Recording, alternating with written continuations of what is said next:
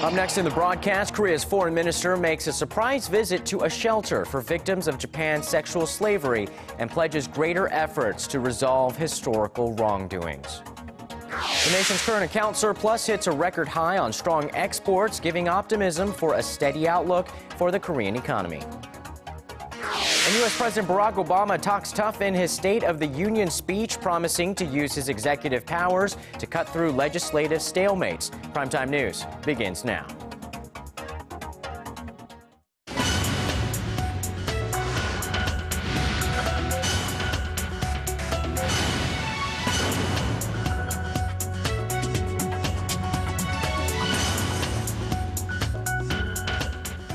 Good evening and welcome to Primetime News. It's Wednesday, January 29th here in Korea. Live from Seoul, I am Yoo Ji-hye. And I'm Sean Lim. Thank you so much for joining us.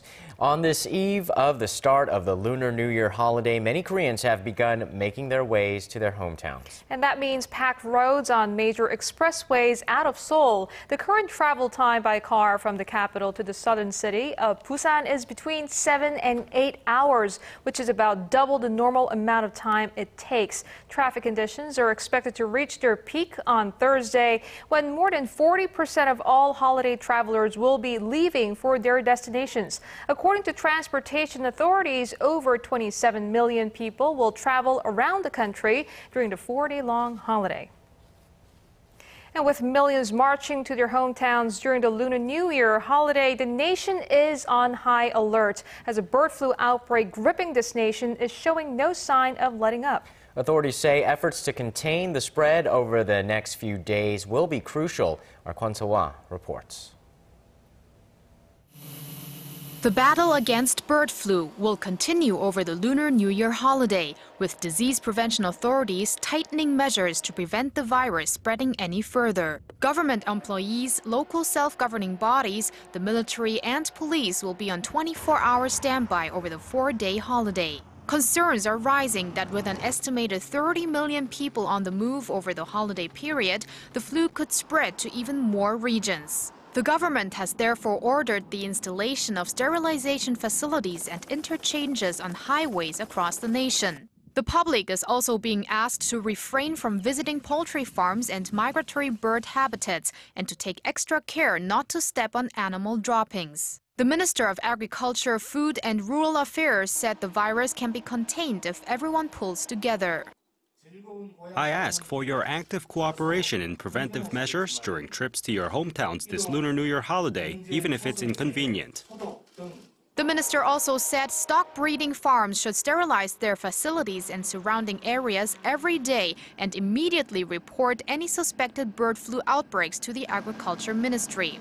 There are now fears the virus has even spread to the southeastern part of the nation in Gyeongsangnam-do province. The Agriculture Ministry said on Wednesday that a suspected case at a chicken farm in the city of Arirang was reported Tuesday night. Officials say around 70 chickens were found dead at the farm. New suspected cases also popped up in several farms in west of the country, and the virus was confirmed in Korea's central Chungcheongbuk-do province and another further south in Chungcheongnam-do province on Tuesday. Meanwhile, farms that have been devastated by the mass culling of their ducks and chickens will receive government compensation before the end of the week. Kwon So-hwa, Arirang News. Now to the latest in inter-Korean relations. It's been 2 days since South Korea made its proposal to hold reunions for families separated since the Korean War, but Seoul is still awaiting a direct answer from North Korea. The InterKorean hotline has been closed for today, and South Korea's Unification Ministry says there are no plans to open the hotline during the Lunar New Year holiday. The ministry sent a message to the North this morning, urging it to reply as soon as possible if it is sincere about resuming the reunions. On Monday, Seoul offered to reopen the long-suspended event from February 17th to the 22nd and to hold working-level talks on this Wednesday to go over the details. The visiting U.S. envoy in charge of North Korea policy, Glyn Davies, held talks with his South Korean counterpart, Cho Tae-yong, this Wednesday. The two agreed that there will be no denuclearization talks with Pyongyang until the communist state demonstrates sincerity through action. Our Eujin Ju has the details. Will the long-stalled six-party denuclearization talks resume anytime soon? Glenn Davies, the U.S. envoy on North Korea, says not unless the North changes its attitude and policy direction. They know what it is they agreed to do back in September of 2005. They know what the United Nations Security Council has decided about their nuclear and missile activities. And so that's what we're looking for, is change to come from North Korea. In the 2005 agreement reached during the fourth round of the six-party talks, North Korea promised to scrap its nuclear program in return for energy and other aid. South Korea's chief nuclear negotiator Cho Tae-yong stressed on Wednesday that the two countries will continue to work towards putting the six-party dialogue on solid ground so that the talks can produce a fundamental solution to the North Korean nuclear issue. One is that we'll have to make sure that North Korean leadership will change its strategic calculations and finds that possessing nuclear weapons is not actually in his strategic interests. On North Korea's recent demand to call off joint military drills between Seoul and Washington, Cho and Davies made it clear they will go on no matter what. There is a reason why for the last 3 generations, 60 years, there has been, in general, peace and security on the Korean Peninsula, and that is because of the strength and solidarity of our two nations. And on the military side, that relates directly to our ability to be able to respond to any contingencies. Cho, in a separate meeting with reporters, also emphasized the importance of Beijing's role in persuading the North to give up its nuclear program and vowed to closely cooperate with the U.S. and China to get the six-party talks back on track. Oh Jin-ju, Arirang News. In a show of solidarity against Japan for its ongoing denials of wartime atrocities, Korea's top diplomat met with victims of Tokyo's sexual slavery on Wednesday. He vowed to do anything and all he can to get them a much-deserved apology from Japan. Our Hwang Sung-hee reports. Korean Foreign Minister Byungse on Wednesday paid a surprise visit to the House of Sharing, home to a handful of victims of the Japanese military's sexual slavery. Meeting with 6 so-called comfort women, Yoon promised that the Korean government would do all it can to help heal their wounds. Japanese political leaders have recently said and done things to cause you even greater pain. The Korean government will put our utmost efforts to recover your honor. The most elderly victims, who have been fighting all their lives for an official apology from the Japanese government, appealed for the minister's help in getting them much-deserved compensation. I want to receive an apology from Japan before I die, but I think we'll die before that day comes. Please help us recover our honor. An estimated 200,000 women, mostly Korean, were used as sex slaves by the Japanese army in the early 20th century, and many are still waiting for an apology from Tokyo. Yoon's visit comes amid worsening relations between Seoul and Tokyo, which hit its peak late last year with Japanese Prime Minister Shinzo Abe's controversial visit to the Yasukuni Shrine, which honors a handful of Class A war criminals. As the first Korean foreign minister to visit the House of Sharing, Minister Yoon said that his visit was meant to show the Korean government's strong determination to protest against Japan's ongoing denial of its historical wrongdoings. Hwang Sung-hee, Arirang News. Before your day ends and another begins, get the latest news live from Seoul. Residents whose future restrictions is on the rise. Closing ceremony.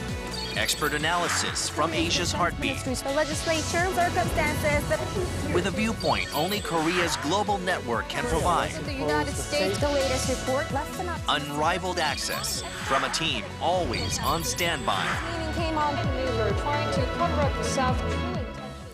In the latest sign, the export-driven Korean economy is gaining momentum. The country's industrial output expanded at its fastest pace in more than 4 years last month. The nation also posted a record current account surplus of $70 billion for 2013. Well, still, the finance minister cautioned against having an overabundance of optimism.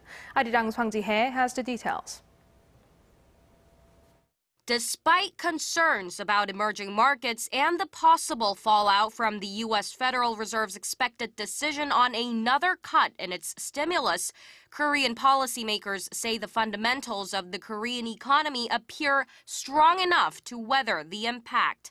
Statistics Korea data showed Wednesday that the nation's industrial output, which includes production in the mining, manufacturing, gas, and electricity industries, grew 3.4% in December from a month earlier. That is the fastest pace in over 4 years. In a separate report, the Bank of Korea said that the nation's current account surplus reached a record $70.7 billion last year, up nearly 50% from the previous record of $48 billion posted in 2012. For December, Korea marked a surplus for the 23rd straight month, with the amount standing at nearly $6.5 billion. The central bank attributed the record surplus to strong exports coupled with stable global commodities prices that kept import prices under control. Economists expect the domestic economy to keep up with its pace of recovery this year, as domestic demand is also forecast to pick up. This year, the global economy is projected to gain more momentum compared to last year, so Korea's exports will fare well. Facilities investment and consumption will also improve. With this optimism, Korea's finance minister Hyun Oh-seok said that market instability in emerging markets would have a limited impact on the Korean economy, but he cautioned against complacency given the rapidly changing overseas conditions. Hwang Ji-hye, Arirang News. And thanks to the Park Geun-hye administration's national goal of putting the spotlight on cultural enrichment, people can now enjoy cultural activities at least once a month for next to nothing, or in some cases completely free of charge. Our cultural correspondent Park Ji-won reports. Every last Wednesday of the month is now a day of culture, as designated by the Korean government.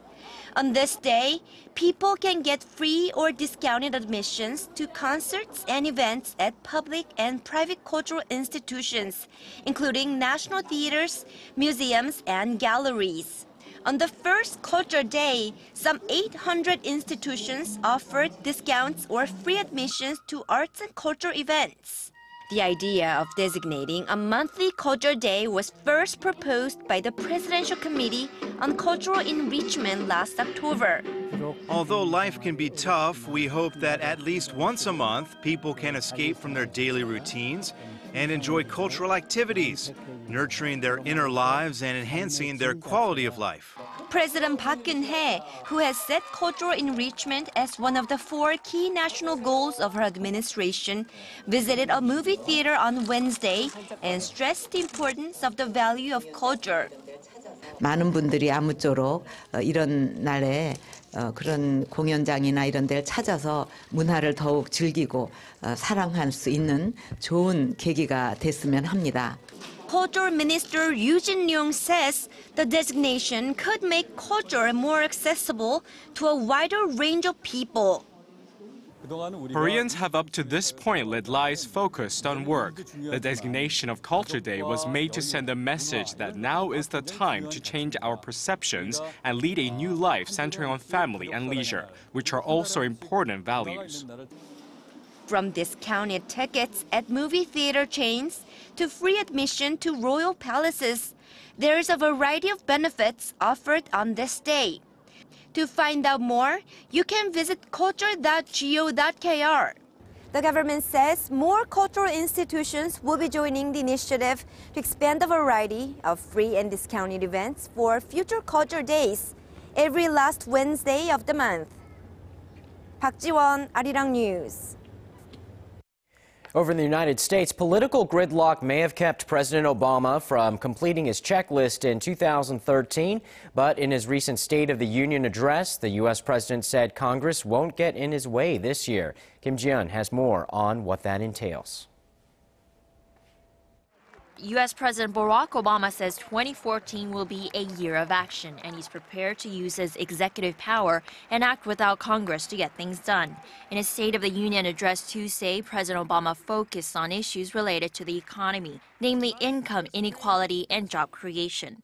To support the country's lower and middle classes, the president says he will work toward raising the minimum wage for future federal workers by 39% to $10.10 an hour, up from the current $7.25. Obama said higher wages would increase productivity and stabilize the workforce. But what I offer tonight is a set of concrete, practical proposals to speed up growth, strengthen the middle class, and build new ladders of opportunity into the middle class. Some require congressional action, and I am eager to work with all of you. But America does not stand still, and neither will I. The minimum wage has remained unchanged for 7 years, and according to a fact sheet released by the White House, that means a family of 4 relying entirely on earnings of a full-time minimum wage worker would raise their children in poverty. But President Obama's critics say a wage increase would mean higher costs for businesses and eventually lead to job cuts. The U.S. president also addressed issues related to immigration reform and climate change. He said the U.S. needs to become more energy independent by doing things such as alternating oil imports with cleaner natural gas. On the diplomatic front, he mentioned the pullout of U.S. troops from Afghanistan and the Iranian nuclear issue, but not North Korea. Obama's speech comes ahead of congressional midterm elections this November, and at a time when the polls suggest growing disapproval with how he's handled the economy. Kim Ji-yeon, Arirang News.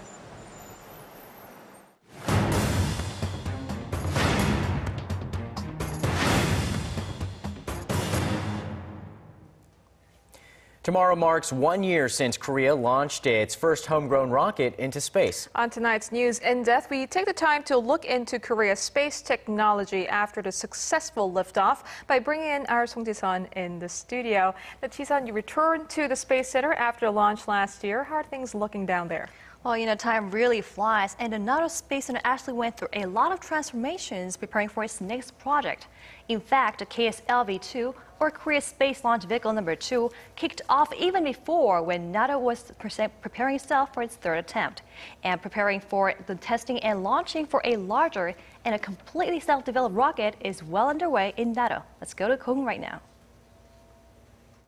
It took 12 years and 3 attempts for Korea to join the Space Club by sending a homegrown rocket into space.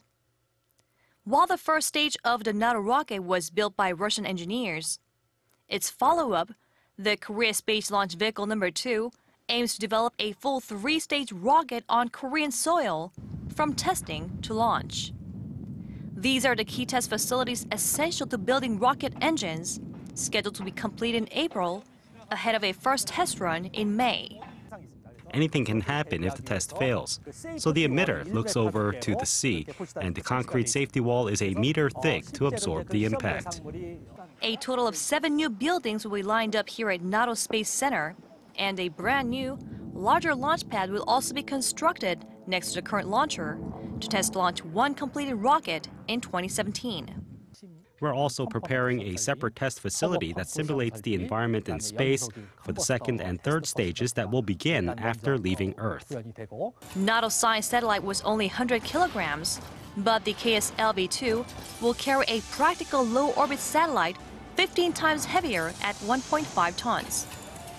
4 75-ton engines will be needed to send the 3-stage rocket into space, 4 times the size needed for the NATO. If successful in placing its satellite into orbit in 2020, the KSLV-2 will also be used to send a moon orbiter in the same year. Some may wonder if the fast-forwarded timeline is feasible, but the chief says it is, especially as Korea's space agency may now have a new partner other than Russia in moon exploration. And in terms of the Lunar Explorer, we have stronger international cooperation. NASA has offered to collaborate in moon exploration, as they will be involved in it at the same time we aim to send a lunar lander. The chief of Korea's Aerospace Research Institute stresses that the keyword now in the space industry is profitability.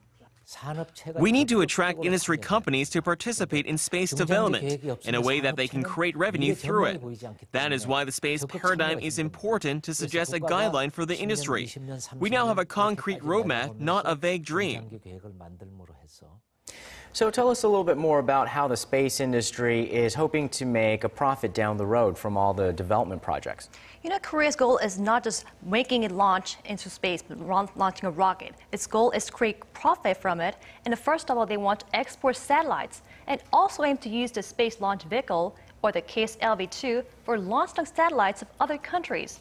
In other words, Korea's space agency wants to become a so-called space service provider for countries that have not acquired aerospace technologies, while encouraging related companies to take part in the projects as a future growth engine. It's not just the large companies.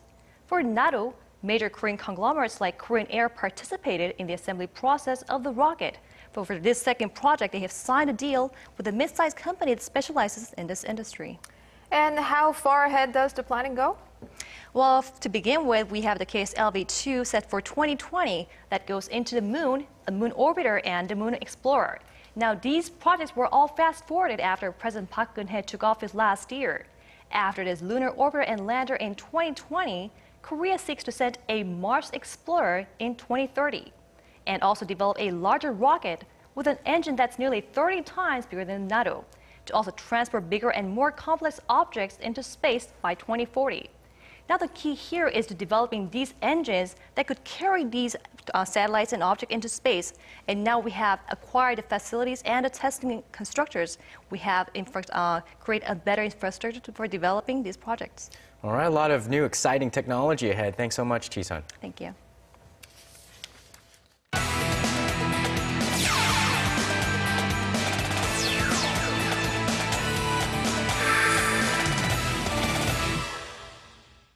With the Sochi Winter Olympics just over a week away, South Korea's athletes are making their final preparations. Stephen Che joins us in the Sports Center with the details. Hello there.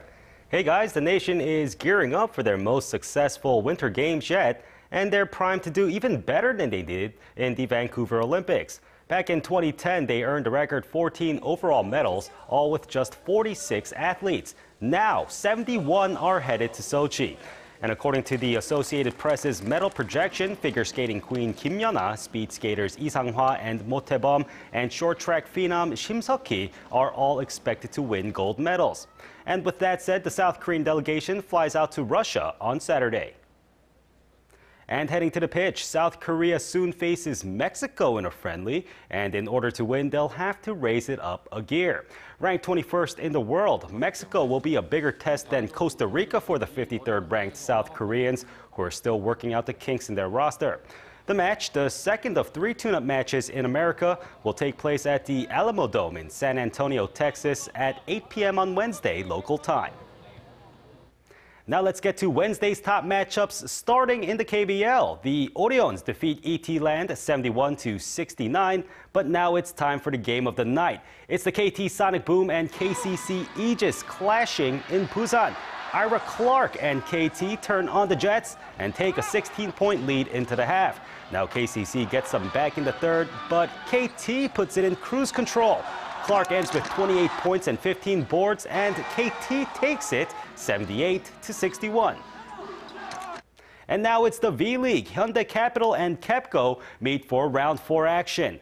And it's last place KEPCO starting strong with the first set, and they take the second set as well. Hyundai Capital can't buy a block as KEPCO goes on to take the third set. Leandro Visotto slams 19 winners, and KEPCO stuns the home team 3-0.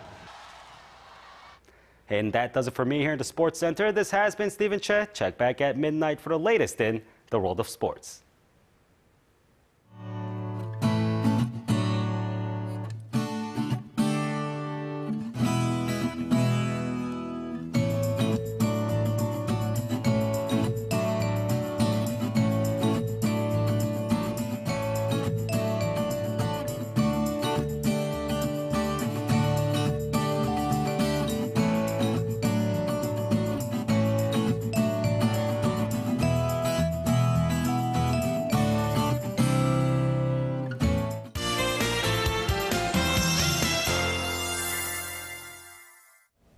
If you haven't started on your Lunar New Year celebration, a time now to factor in the weather into your 4-day holiday plans. Let's go over to our Kim Bo-kyung to find out what the weather will be like this holiday weekend. Bo-kyung. Good evening, Sean and Chi-hye. Well, some parts of Jeollanam-do province and Jeju are seeing light showers at this hour. Nationwide sprinkles are forecast from tomorrow morning through the afternoon, so those of you who are going to be on the road should keep in mind that the rain may exacerbate traffic conditions. Things will clear up on Lunar New Year Day, but keep in mind that another round of showers awaits us over the weekend. Taking a look at the current conditions, the nation is under the influence of a low pressure trough from the West Sea, which is why we're seeing cloudy skies across the map. Now, tomorrow, sprinkles will begin in the central regions and gradually spread throughout the nation. Keep in mind that there is a possibility that fine dust may briefly move in tomorrow afternoon. Moving on to tomorrow's readings, Seoul starts off the day at 4 degrees with a high of 7. Meanwhile, Gwangju and Busan hit 10 and 14 degrees respectively. Moving on to other regions, Jeju and Dokdo peak in the low teens, while Mount Kumgang makes it to 2 degrees. Well, happy Lunar New Year to you all, and hope you have a wonderful holiday. And that's our broadcast on this Wednesday night. I'm Yuji Hae in Seoul. And I'm Sean Lim. Thanks for watching. We'll see you soon.